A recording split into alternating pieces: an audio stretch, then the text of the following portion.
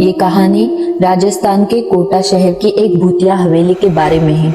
ये हवेली राजा महाराजा के समय में बनी हुई थी, लेकिन पिछले 18 सालों में इस हवेली में कोई भी रहने के लिए नहीं आया। इच्छा होने पर भी इस हवेली में कोई भी नहीं रह पाता था, क्योंकि लोगों ने कहा था कि इस हवेली में भूत प्रेत का साया है। जब अजीत सिंह को इस हवेली के बारे में पता चला तो उसने तय कर लिया कि इस रहस्य को वो जानकर ही रहेगा, क्यों लोग इस हवेली में नहीं रह पाते हैं।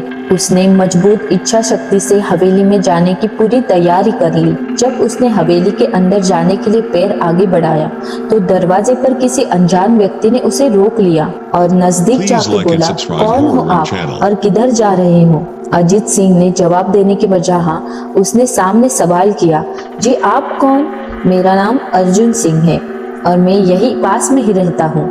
अजीत सिंह ने कहा, ओह अच्छा, मैंने सुना है कि ये एक भूतिया हवेली है और यहाँ कोई भी नहीं आ पाता है, इसलिए मैंने इस हवेली में एक दिन रुकने का फैसला किया है। अर्जुन सिंह ने कहा, जी हाँ, आपने सही सुना है और आप भी अंदर मत जाइए। मेरी मानो तो आप वापस लौट जाइए, यहाँ बहुत ही खतरा है। ये सुनकर अजीत सिंह खुश हो गए, जैसे उन्हें कोई लॉटरी ही लग गई हो। अर्जुन सिंह ने उसकी खुशी को देखकर बोला, आप क्यों खुश हो रहे हो? आपको तो भूत का नाम सुनकर डरना चाहिए। शायद आपको पता नहीं होगा कि मैं भूत और प्रेत में काफी दिलचस्पी रखता हूँ। अगर इस हवेली में भूत है तो मैं अंदर जरूर जाऊंगा और सारी सच्चाई का पता लगाऊंगा। इतना कहकर अजीत सिंह उस हवेली में चले गए। अंदर जाके अजीत ने अपनी बैग को साइड में रखा और हवेली के चारों ओर देखने लगा। सारे रूम भी चेक कर लिए। बाद में ड्राइंग रूम में जाकर सोफे पर बैठ गया। वहीं अचानक उस रूम में लाइट का एक बल्ब चालू बंद होने लगा, लेकिन अजीत ने उस पर ध्यान नहीं दिया। थोड़ी देर बाद दूसरा बल्ब चालू बंद होने लगा, फिर तो हवेली की सारी लाइट चालू बंद होने लगी। ये सब देखकर अजीत अपनी जगह पर खड़ा हो गया और आसपास देखने लगा। अचानक उसके सामने एक छोटा टेबल हवा में उड़ने लगा। करीब 6 फुट हवा में ऊपर जाने के बाद वो गोल गोल घूमने लगा और बाद में अजीत की ओर तेजी से आने लगा। अजीत ने तुरंत ही अपनी जगह बदल दी और दूसरी जगह चला गया और वो टेबल भी बाहर ही जाकर गिरा जहाँ अजीत खड़ा था। अजीत कुछ समझ नहीं पाता और सोफे की शीट उसकी ओर आने लगी। वो जल्द ही खड़ा हो गया और छलांग लगा के दूसरी ओर कूद गया, जिसके कारण सोफा दीवार को जाकर टकरा गया और अजीत बच गया। अचानक सब कुछ शांत हो गया। अजीत ने चारों ओर देखा और बड़ी आवाज में बोला, तुम जो भी हो मेरे सामने आकर बात करो।